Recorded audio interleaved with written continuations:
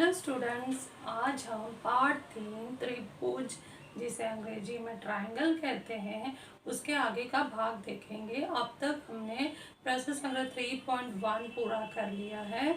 इसके बाद आओ जाने का अगला टॉपिक शुरू होता है त्रिभुजों की सर्वांग समता, कॉन्ग्रुएंस ऑफ ट्रायंगल्स।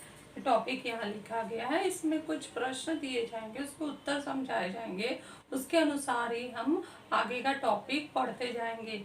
पहला क्वेश्चन है सर्वांग आकृति किसे कहते हैं। इस चीज को वैसे तो कहने के लिए बहुत आसान है, लेकिन इस चीज को बहुत अच्छी तरह से एक मैं वीडियो बनाई हूँ, उसमें समझाया गया है। वो आप लोगों को सेंड किया जाएगा, उसे ध्यान से सुनना और उत्तर लिखना बहुत आसान है, आसानी से समझ जाओगे। नेक्स्ट क्वेश्चन है सर्वांग रेखाखंड किसे कहते हैं। यदि एक रेखाखंड दूसरे रेखाखंड पर रखने पर पूर्णतः ढक ले तो उन दोनों रेखाखंड को सर्वांग रेखाखंड कहते हैं। जैसे कि मेरे हाथ में ये रेखाखंड के रूप में मान लिया, ये एक रेखाखंड है, ये दूसरा रेखाखंड है, और इसको मैं पहले रेखाखंड पर दूसरे रेखाखंड को रखती हूँ तो यदि एक दूसरे को ढक ले, इस तरह से मैं देख रही हूँ तो मुझे एक ही पेन दिखाई दे रहा है, लेकिन रियल में देखो तो ये दो पेन है। तो ये दोनों ने एक दूसरे को ढक लिया है। इस तरफ से देखें तो एक दिखाई दे रहा है, इस तरफ से देखें तो एक दिखा, ऐसे कर दो तो ये दो दिखाई देता है। तो जब एक रेखाखंड दूसरे रेखाखंड पर रखने पर पूर्णतः एक दूसरे को ढक ले तो वो दोनों रेखाखंड सर्वांग रेखाखंड कहलाते हैं। तो ये इसका परिभाषा हो गया। अब इसी से मिलता जुलता सर्वांग कोण किसे कहते हैं, ये आप लोगों को होमवर्क दिया जा रहा है। आपको एक्टिविटी में परिभाषा लिखना है और एक छोटी सी कृति करना है कि पुट्ठे पर एक कोण दो किरणों की सहायता से कोण बनाना है और उसी में आपका दूसरा कोण बनाना है, और एक कोण पर दूसरा कोण रख कर दिखाना है कि कैसे एक कोण दूसरे कोण को ढक ले रहा है पूर्णतः। यदि ये ढक लेता है तो दोनों कोण सर्वांग कोण कहलाते हैं। ये आप लोगों को होमवर्क है। नेक्स्ट हमारा है सर्वांग त्रिभुज किसे कहते हैं, जो कि हमारा टॉपिक ही है त्रिभुज के ऊपर कि कब दो त्रिभुज सर्वांग होते हैं। तो मेरे पास ये कटिंग है, यहाँ पर दिखा रही हूँ मैं। जैसे कि यहाँ पे मैंने दो त्रिभुज लिया हुआ है, यहाँ दो त्रिभुज को चिन्ह भी लगाया गया है। यदि एक त्रिभुज को दूसरे त्रिभुज पर रखने पर दोनों त्रिभुज एक दूसरे को पूर्णतः ढक ले, एक दूसरे पर रखने पर दोनों त्रिभुज एक दूसरे को पूर्णतः ढक ले तो ये दो त्रिभुज सर्वांग त्रिभुज कहलाते हैं। ध्यान से देखो, ये दो त्रिभुज हैं, उसको एक दूसरे पर रख रहे हैं तो परस्पर पूर्णतः ढक लेते हैं। तो ऐसे दो त्रिभुज को सर्वांग त्रिभुज कहते हैं। तो ये कटिंग आप लोगों को काटना है, पहले ये परिभाषा लिखना है, पूर्णतः ढक ले तो वो सर्वांग त्रिभुज कहलाते हैं, और ऐसे दो कटिंग काटने हैं और इसको यहाँ चिपकाना नहीं है। एक छोटा सा लिफाफा बनाकर उसमें ये दो त्रिभुज रख देना है कि जब, और वो लिफाफा को चिपका देना है, उसका मुंह खुला होना चाहिए।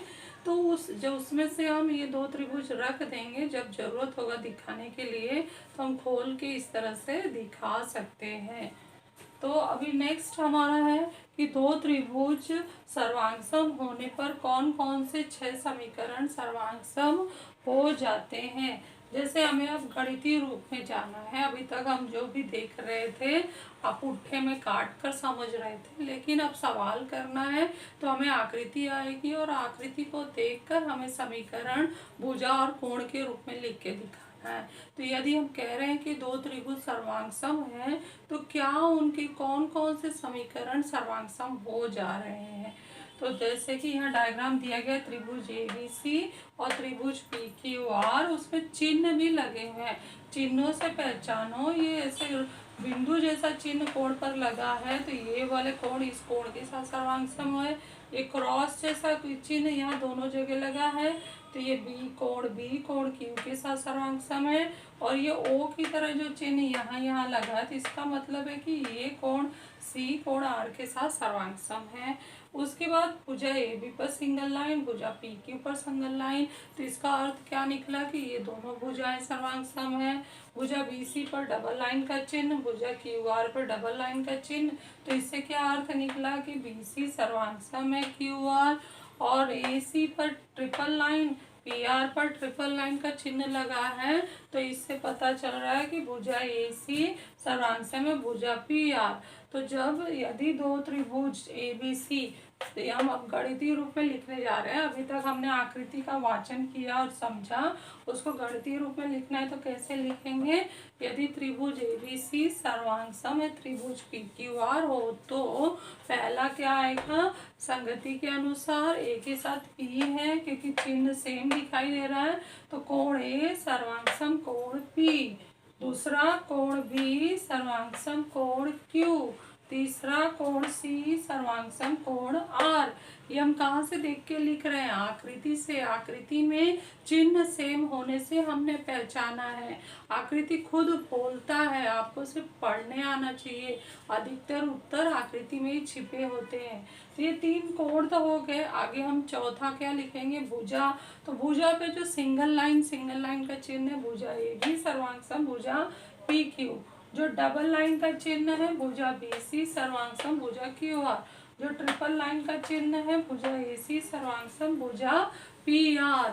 तो ऐसे करके 6 समीकरण सर्वांग सम हो गए। तो यदि कोई पूछे कि त्रिभुज सर्वांग सम त्रिभुज किसे कहते हैं, तो आपने दैनिक जीवन में ये परिभाषा बताया कि जो एक त्रिभुज पर दूसरा त्रिभुज रख दें तो परस्पर दोनों एक दूसरे को ढक लें, तो वो दो त्रिभुज सर्वांग सम त्रिभुज कहलाते हैं। दैनिक जीवन का परिभाषा है। परंतु अगर गणितीय परिभाषा समीकरण के रूप में देना है, तो कब दो त्रिभुज सर्वांग सम होते हैं, जब संगत कोणों की तीनों जोड़ियां और संगत भुजाओं की तीनों जोड़ियां सर्वांग सम हो जाए, अर्थात कुल 6 समीकरण बन जाए सर्वांग सम के, तो दो त्रिभुज सर्वांग सम होते हैं।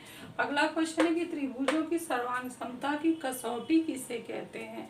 कॉन्ग्रुएंस ऑफ ट्रायंगल का कसौटी अर्थात test of congruence of triangles, ये कैसे हम बताएंगे।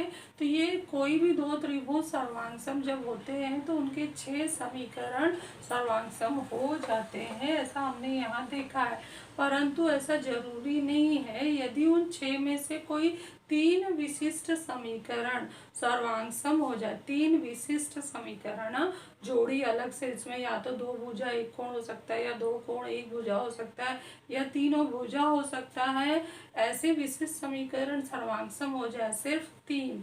हमने लिखा था 6 कि यदि दो त्रिभुज सर्वांग सम है तो 6 समीकरण सर्वांग सम होते हैं, लेकिन जरूरी नहीं है। यदि 3 विशिष्ट समीकरण सर्वांग सम हो जाए तो वो दोनों त्रिभुज सर्वांग सम हो जाते हैं। इन 3 विशिष्ट समीकरण को हम त्रिभुजों की सर्वांग समता की कसौटी कहते हैं। तो नेक्स्ट क्वेश्चन है कि त्रिभुजों की सर्वांग समता की कसौटी के कितने प्रकार हैं। तो कुल हमें इस लेसन में 4 कसौटियाँ सर्वांग समता की, त्रिभुजों की सर्वांग समता की पढ़नी है, जो बहुत ही महत्वपूर्ण सिर्फ इस टर्म के लिए नहीं है, अगले टर्म के लिए भी है और 10th क्लास के लिए भी है। और जब तक आप भूमिति जैसा गणित पढ़ते रहोगे, चाहे 7वीं 8वीं 9वीं 10वीं, तब तक ये जो टेस्ट है या कसौटियाँ हैं दो त्रिभुजों की सर्वांग सम, तब तक उपयोग किया जा सकता है। तो इसलिए बहुत ही महत्वपूर्ण टॉपिक है। उसमें पहला कसौटी देखें तो भू कसौटी, उसका पूरा नाम है भुजा कसौटी। अंग्रेजी में साइड टेस्ट कहते हैं या SSS टेस्ट कहते हैं भू को। दूसरा है भू कसौटी, पूरा नाम है भुजा कोण भुजा कसौटी, अंग्रेजी में साइड एंगल साइड टेस्ट या SAS टेस्ट। और नेक्स्ट तीसरा है को कसौटी, कोण भुजा कोण कसौटी या ASA टेस्ट या एंगल साइड एंगल टेस्ट। और चौथा है खास त्रिभुज के लिए ये बना हुआ है, और वो त्रिभुज है समकोण त्रिभुज के लिए ये लागू होता है। कर्णभुजा कसौटी। कर्ण किस में आता है? समकोण त्रिभुज में आता है। तो समकोण त्रिभुज के लिए खास कसौटी बनना है कर्णभुजा कसौटी या हाइपोटेनस साइड टेस्ट। तो ये 4 प्रकार की कसौटियों को हमें कृति के द्वारा पढ़ना है। इसे मैं अच्छे से अगले वीडियो में बताऊंगी। तब तक आप लोगों को ये फेयर में समझकर ये क्वेश्चन कर लेना है। Thank you.